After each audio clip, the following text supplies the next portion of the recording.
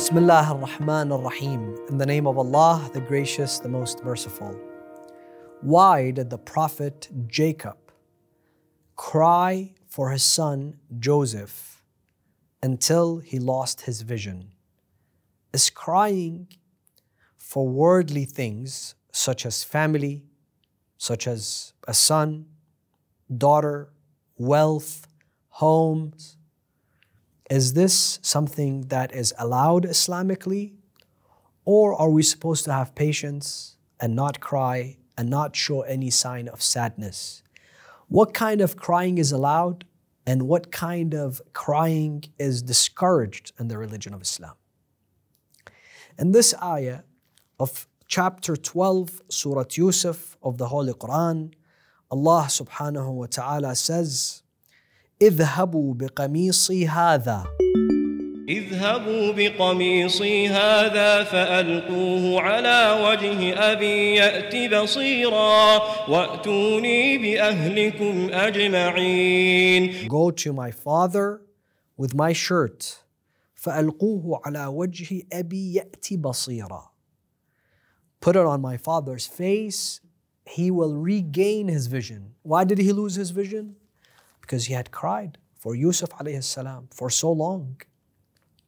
He cried until he lost his vision completely. Is this allowed? Is this okay? And he's a prophet of God. He's not an ordinary man. If an ordinary man would sit there and cry for his son all those years, we would say, come on, don't you have any patience? Why don't you seek help from Allah subhanahu wa ta'ala to strengthen you? This person has returned to Allah. You should surrender and submit to the will of Allah subhanahu wa ta'ala. Do we not hear those things? So why is it that a prophet of God was crying for all those years? And Allah records that in the Holy Quran. And if he had made a mistake, why is it that Yusuf alayhi salam sends his shirt to give his vision back to him? Because some people portray Islam as a religion that, no emotions. Somebody dies, just throw them in their grave and say, may Allah forgive them. Don't cry for them. Don't remember them. Don't go to their graves. First of all, Rasulullah sallallahu alayhi wa alihi wasallam, I want to say this, according to all Muslims, cried. He cried for his son Qasim. He said, إِنَّ الْقَلْبَ لَيَحْزُنُ وَإِنَّ الْدَمْعَ لَتَجْرِي وَمَا نَقُولُ مَا يُبْغِضُ الرَّبِّ. The hearts break, the tears flow, however, we will not say that which displeases God. Alhamdulillah alladhi la yuhmadu ala makruhin siwah. I thank Allah, I glorify Allah, who He is the only one who is thanked when at times of calamity. When a calamity comes through, when a tragedy comes, when a bad news comes from someone, we don't say to them thank you, but to Allah we say thank you. So the crying for worldly things, being sad for worldly things has limits. Rasulullah, for example, set the limit at 3 days. After 3 days, we should be able to start the recovery process. And that is why a woman that her husband dies has to wait for so long, but after that she can get married, she can move on. She's not meant to grieve for the rest of her life. That is not acceptable Islamically. In some cultures, if a woman, her husband dies, she cannot remarry, she has to wear black, she cannot leave the house for the rest and the remainder of her life. What kind of culture is this? This is unacceptable, this is un-Islamic. So why did the Prophet Yaqub cry for so long? The Prophet Yaqub, brothers and sisters, cried for Yusuf because Yusuf did not resemble a worldly desire. Yusuf is not something that is associated with the dunya. Yusuf is associated with the akhirah. Yusuf is associated not with the lower life, with the life of permanence. Yusuf is not his flesh. His physical existence is not missed. His soul, his purity is missed because he's a man of God. And Yaqub cried for him because he was Waliullah. And he was a level above him in Nubuwwah. Therefore, he cried for him. And Allah says this crying is okay. That is why the followers of Ahlul Bayt, this is what they understand from the Qur'an. This is what our A'immah of Ahlul Bayt understand from the Qur'an. That it is okay to cry for people who get us closer to Allah subhanahu wa ta'ala, who resemble the friends and the associates and the representatives of Allah subhanahu wa ta'ala. So at the time of the demise of Rasulullah, we should gather and we should shed tears for him. And I ask you, how many Muslims know that when Rasulullah really passed away? Is that even mentioned in the pulpits of the Friday prayer? This day marks the anniversary of the departure of the seal of messengers, Muhammad. Let us show sorrow, let us show sadness. Let us shed tears for him. He was the rahmah of Allah upon this earth and is no longer with us. How many pulpits of the Muslims do that? If Yaqub cried for Yūsuf for the duration until he was reunited with him, should we not cry for Rasulullah at least for one day out of the year? Yet we call ourselves Muslim. We don't even know the day of the departure of the Prophet. Some Muslims go a level further and say, if you cry for Rasulullah, it's a form of shirk. But we, the followers of Ahlul Bayt, take pride in crying for Rasulullah and in crying for whoever Rasulullah loved, because Rasulullah's love was just like the love of Yaqub alayhi salam for Yūsuf. Rasulullah cried for Imam al-Hussein. Rasulullah cried for the tragedy of Imam al-Hussein. Rasulullah cried and informed the ummah that Fatima al-Zahra will be the first person to go to him at a young age. Rasulullah informed the ummah that there will be a fitna after him with Amir al-Mu'mineen, Imam Ali, and some of the companions, and including one of his wives. This is mentioned in the books of the hadith. Rasulullah sallallahu alayhi wa sallam showed remorse, showed crying and affection for Imam al-Hussein before Imam al-Hussein was killed. Yaqub was reunited with his son. Nothing happened to his son. Ibrahim, nothing happened to his son. Hussein was killed. Hussein's head was beheaded. You don't think Rasulullah is going to be saddened? So he cried until he lost his vision. Now the time of reward comes. Yūsuf alayhi salam had a shirt. This shirt was given to him by his father. Prior to that, it was Ishaq. Prior to that, it was Ibrahim's. When they told him about his father's story, I told you a few episodes ago, he cried. His tears fell onto this shirt of Ibrahim. This shirt of Ibrahim was the shirt where Allah saved him from the fires of Namrud. Shirt that saves, shirt that is blessed. Some people say, why do you touch, for example, the minbar of Rasulullah? Why do you want to touch the dharih of Rasulullah, the grave of Rasulullah, or the grave of awliya Allah? This is a shirt of Ibrahim alayhi salam. It gave the vision to the blind. A shirt. Allah says in the Holy Quran, isn't this tabarruk? How is tabarruk as a form of shirk? Ismail, according to this narration, according to this take, according to this lack of knowledge of the Quran, Yūsuf should have told his brothers, go and tell my father to ask Allah to give him his vision back. Why did he send a shirt? Some people only memorize the Quran like a tape player, but he does not understand the Quran. They don't reflect on the Quran. And once we reflect and do tadabbur on the Quran and seek lessons from the Quran, we are called the mushrik. We're called the ones that don't understand the Holy Quran.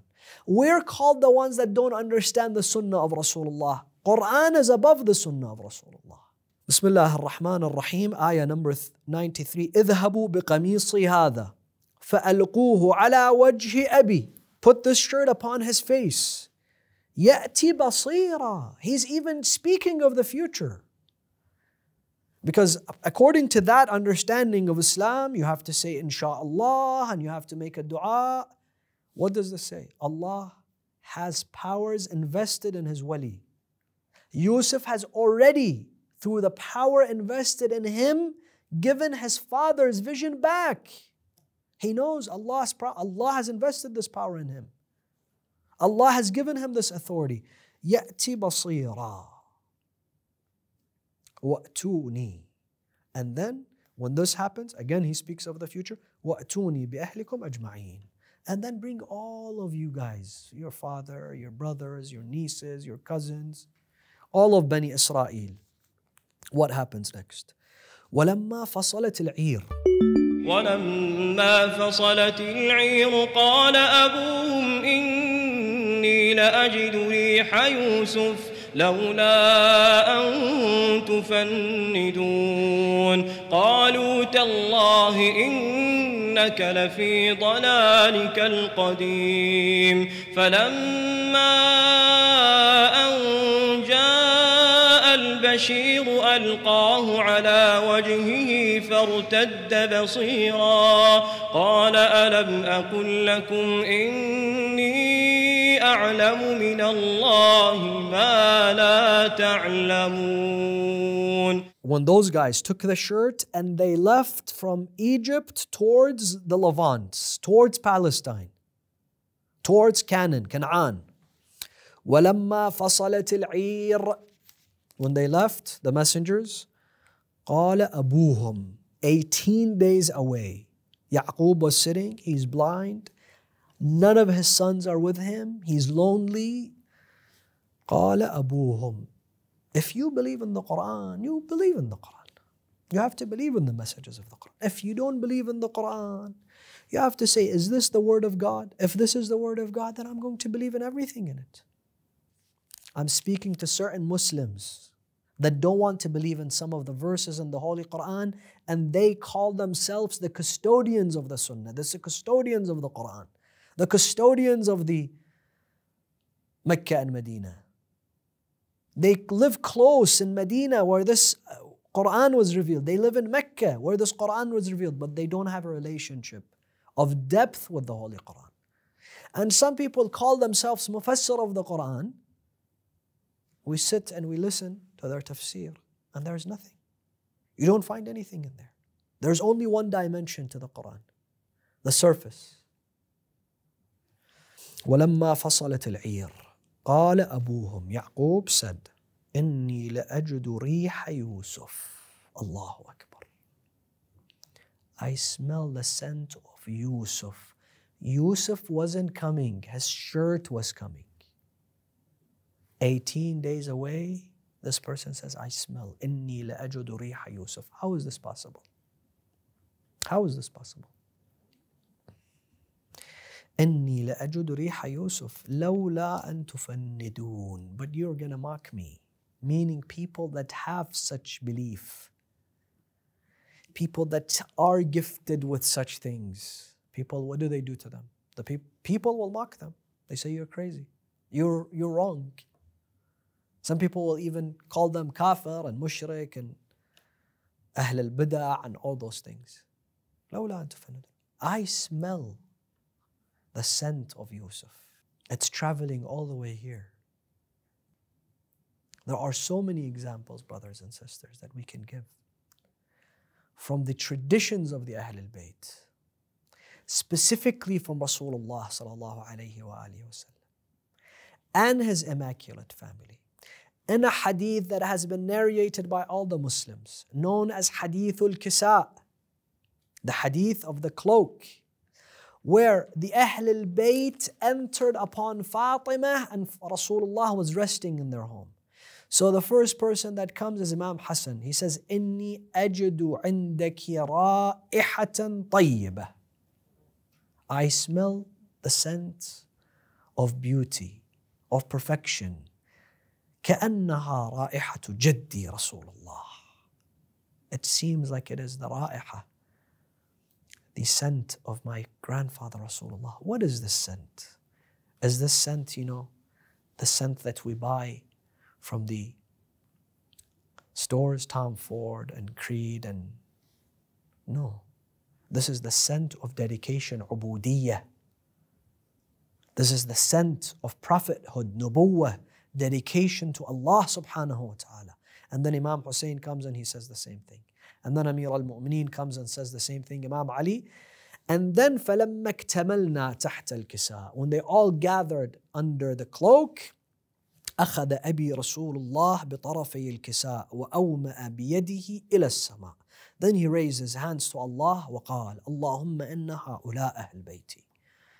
Oh Allah, those are my أهل البيت وخاصتي وحامتي لحمهم لحمي ودمهم دمي. My flesh and my blood and their flesh and their blood is the same. يؤلمني ما يؤلمهم. Upsets me what upsets them. If Yusuf was upset, Yaqub was upset. Not the rest of the brothers, only Yusuf. Why? Because he was the prophet. He was the chosen one. That is why Rasulullah says the same thing about Fatima. He says, Fatima is happy when Allah is happy. Fatima is angry when Allah is angry. Those are not in the books of the Shia. Those are in the books of all the Muslims. We just have to open our eyes. We cannot be like the brothers of Yusuf. We see the truth and we know and there is no confusion, yet we want to walk away from it and not have anything to do with it. What did they say to him? قالوا, it's okay. If I hear this, if you hear this, and if people block us in this way, قالوا تالله إنك لفي ضلالك القديم. You're just saying the same rubbish, نعوذ بالله, that you have been saying for so many years. Oh, you the Shia have been crying for Hussein, as if the crying for Hussein is a crime. You have been crying for Hussein for 1,400 years. You have been wearing black at the time of the demise of Rasulullah for 1,400 years. As if this is a crime. As if this is something we should be shamed for. So they say to him, إِنَّكَ فِي ضَلَالِكَ الْقَدِيمِ. You're never going to change. But what does he know? He has strength, he has iman. فَلَمَّا أَنْ جَاءَ الْبَشِيرُ. When the messenger came. Who was the messenger? The messenger was the same brother that took the bloody shirt to Yaqub. The shirt with the fake blood. He was the one that took it to Yaqub and he cried and he said that the wolf ate our brother. Yusuf alayhi salam, with his compassion, with his mercy, with his forgiveness, the fact that he wanted to take people, especially his family and brothers, closer to Allah, towards Allah. This is a sign of iman. This is a sign of a person who's godly. He says to him, weren't you the one that took the bloody shirt to our father? He said, yes. He said, there is nothing that can wash away that sin today besides you taking this shirt to our father. So he can get his vision back. فَلَمَّا أَنْ جَاءَ الْبَشِيرُ. When he came, أَلْقَاهُ عَلَى وَجْهِهِ. He threw it on his face. He didn't want to waste time. The first thing, let me give him his vision back. فَارْتَدَّ بَصِيرًا. Right away, he got his vision back. قَالَ. What did he say? Yaqub. قَالَ أَلَمْ أَقُلْ لَكُمْ إِنِّي أَعْلَمُ مِنَ اللَّهِ مَا لَا تَعْلَمُونَ. Didn't I tell you that I know certain things? Didn't I tell you not to insist on your ignorance? Did I not tell you that I feel Yusuf? Now, Yaqub alayhi salam has regained his vision. He knows his son Yusuf is alive. He knows all his sons are waiting for him in Egypt. And Allah subhanahu wa ta'ala is rewarding them, Yusuf and Yaqub, for their patience. And he's telling us that this story has the most beautiful lessons that will continue inshallah to be shared. Assalamu alaikum.